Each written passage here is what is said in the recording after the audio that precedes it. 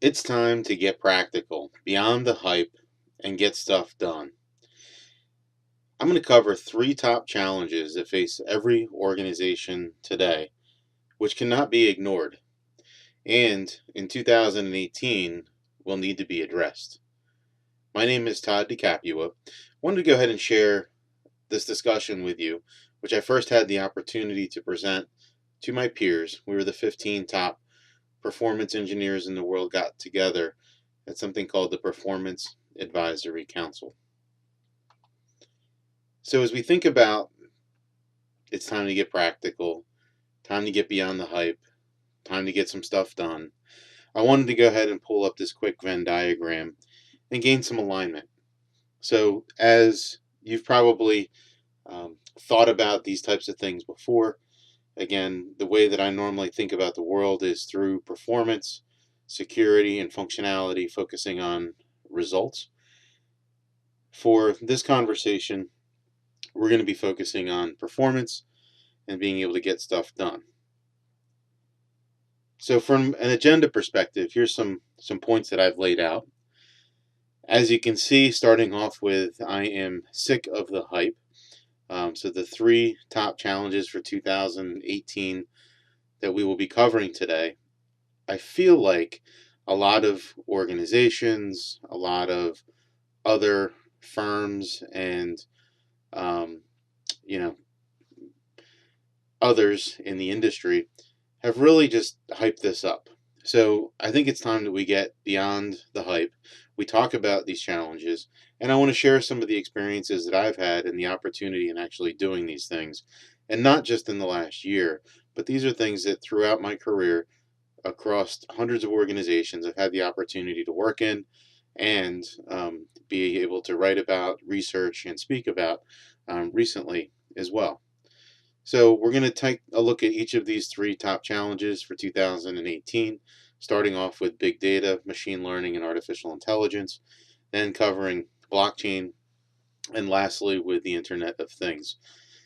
We will be taking a closer look at each one of these, and the way that I've structured the conversation is we'll start off with an introduction, then we'll go into a deep dive, and then focusing on the future and some of the how-tos from a very practical perspective, and really getting you thinking about the right questions to ask and to reflect on, not only in your organization but in your career as you move forward in the coming year and years. Then we'll wrap up with a quick summary, talk about some takeaways, and look at some next steps and timing. So as we get started with big data, machine learning, and artificial intelligence, again, we're going to walk into the introduction first.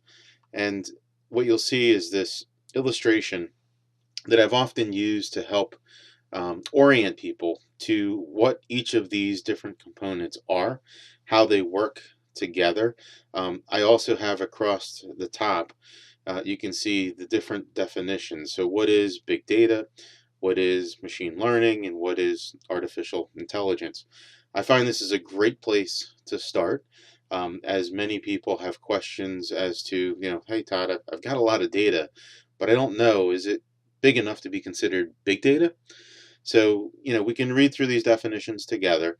As we think about big data, this definition, which on the PDF that you can download with these slides, I'll have links to all the areas that I got all of the definitions, any of the icons that are on here where I pulled them from. So again, you can reference them and learn more as well. But big data defined here as data held in such large amounts that it can be difficult to process. So I know nowadays that seems to be a rather simple um, opportunity to have that much data. So again, that's a definition of big data.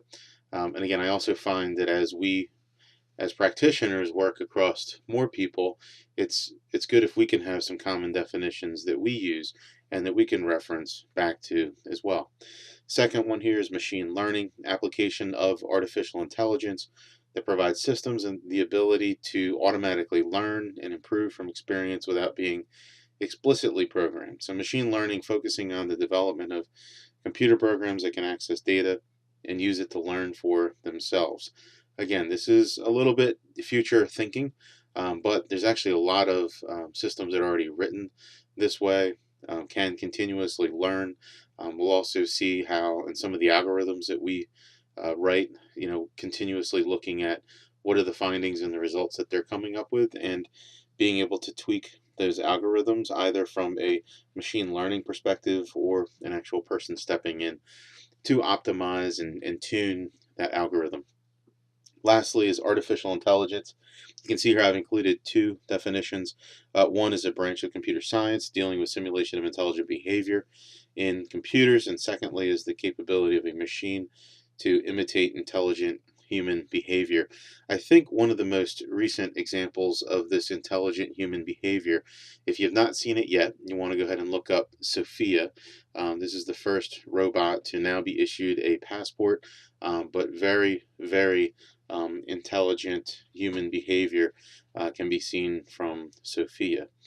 Um, in the illustration, again, I had mentioned it at the onset, but within this, you can see how with artificial intelligence in the bottom left, big data on the bottom right, in the middle, we've got this piece of machine learning, which is enabling that via data mining with some deep learning, again, facilitating this computer vision, natural language processing, and generative models, which then pushes artificial intelligence even further. So, again, wanting to illustrate this is the relationship behind the words and the actions that enables all of this to happen and how they interact together. What you can see is on the left-hand side, you've got data coming in. On the right is insight going out. And then, of course, across the top, defining data sciences, leveraging analytics with business intelligence, along with statistics and data visibility, or virtualize or visualization tools across that data. So again, kind of an introduction to big data, machine learning, and artificial intelligence. As we think about it from a deep dive perspective, and as a practitioner, where you are doing or will be doing a number of different types of things related to big data, machine learning, and artificial intelligence, these are some of the questions, or six questions, I guess, that as I've worked in these areas, as my peers and others have worked in these areas, we've said these are the questions that you should be thinking about now. So you being able to bring these types of questions to the table will really set you and your organization up for success. Thinking about these early and often as you work throughout these activities. First, do we know all of the data points?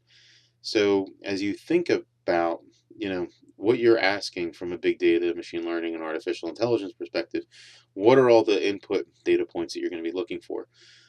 Oftentimes, you may think you know all the data points, but then as you get further down the path, you learn that nope, there's actually additional data that we need.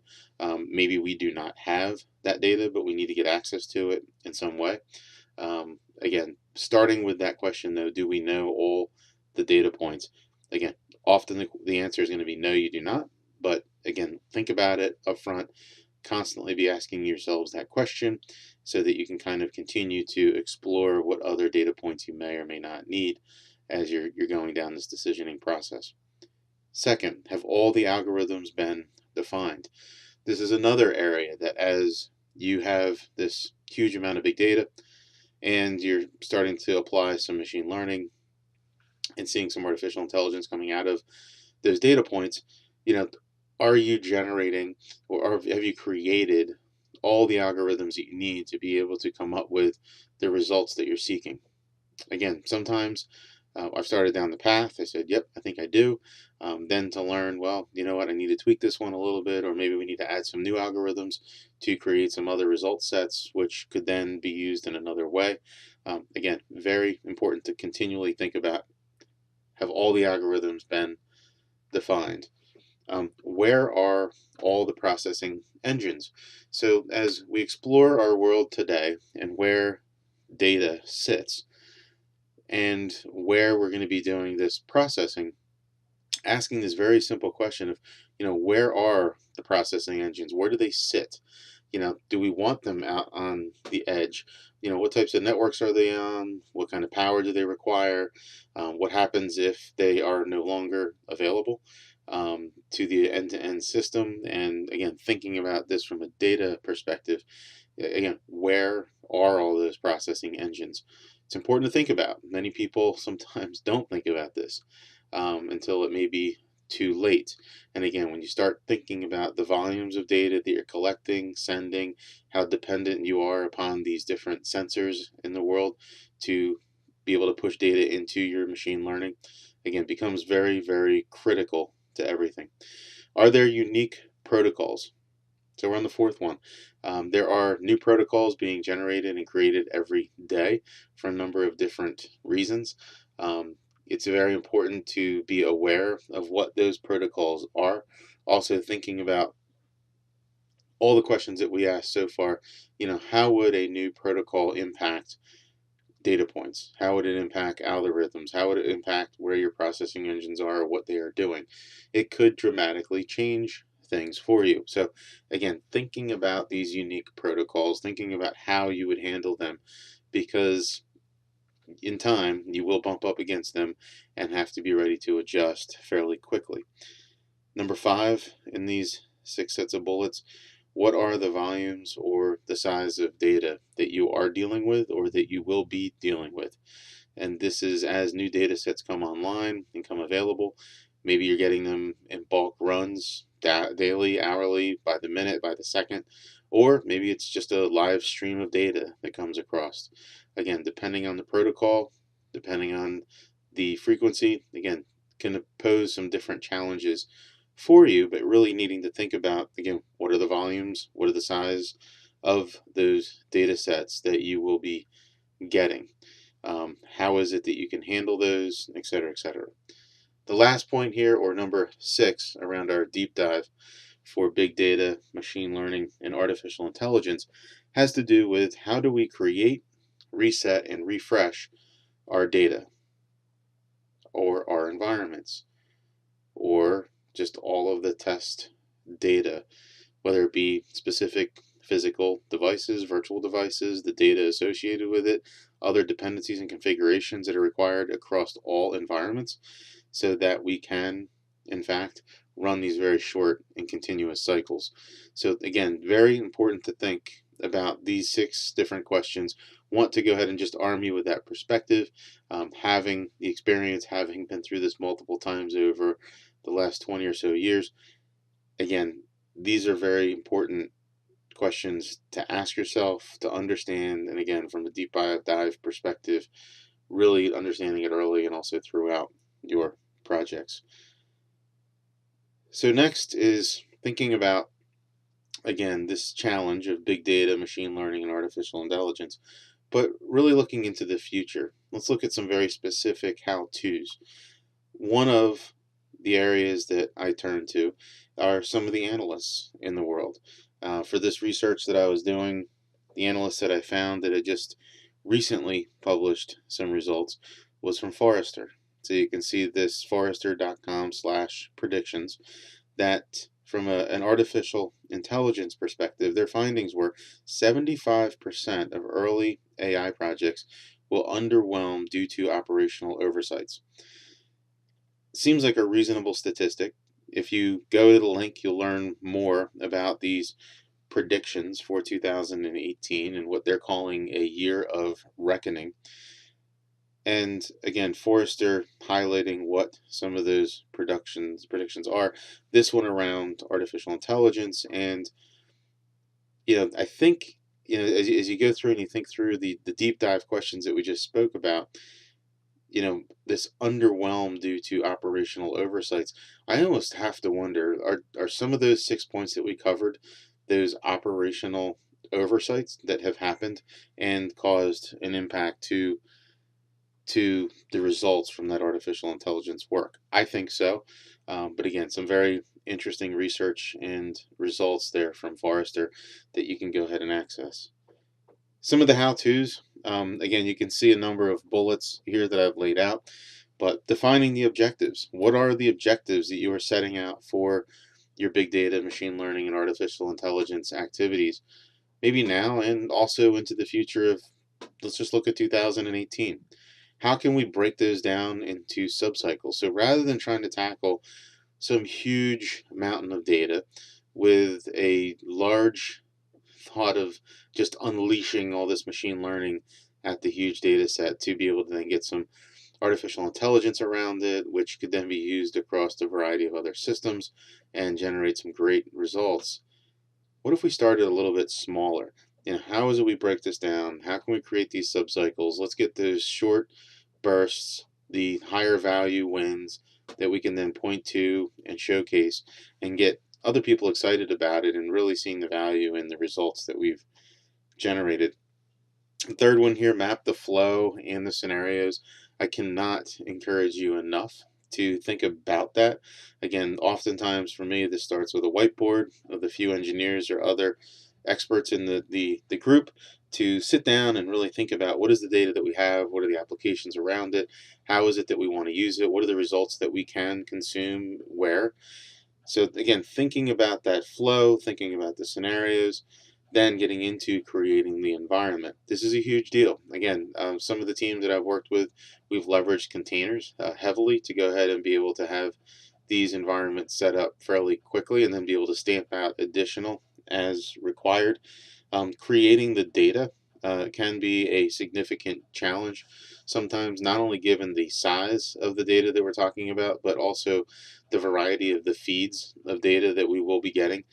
Again, most of the projects that I've been involved in, the majority, so 80% or more of the data that we're getting are actually from external third-party data sets and not anything that we have direct access or control over. So again, thinking about creating the environment, creating the data, these are some big areas that as we think about the how-to, let's go ahead and get these figured out fairly quickly.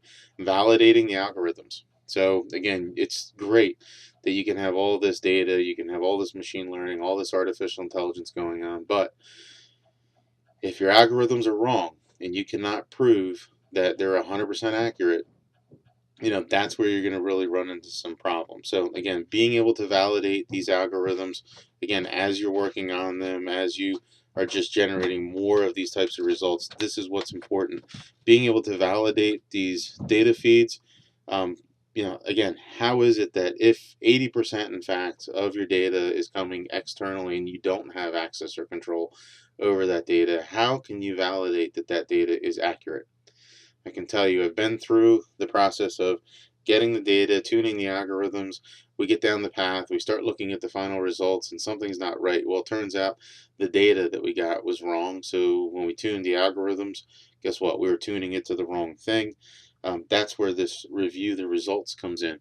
Constantly be reviewing your results, trending it over time, looking at what your expectations are based on your hypothesis, and being able to kind of uncover that and go through the sleuthing of finding out why that data may or may not match up with the results that you had expected. As I look around in the industry, there's tools everywhere. This is an example where a tool company, Dynatrace, has started implementing or integrating in some automated mitigation with artificial intelligence data. You can see in this example, and this was from a blog where you can see the link is above for you. But they had identified, here's how some of our customers are able to leverage to improve their mean time to resolution through automated mitigation with artificial intelligence data. So going from having a production incident that again is escalated at 2 a.m. Shall we use auto mitigation? What are the processes or the steps that we go through that? If it's still ongoing, do we initiate the rollback? If it's still ongoing, do we now escalate it to another tool?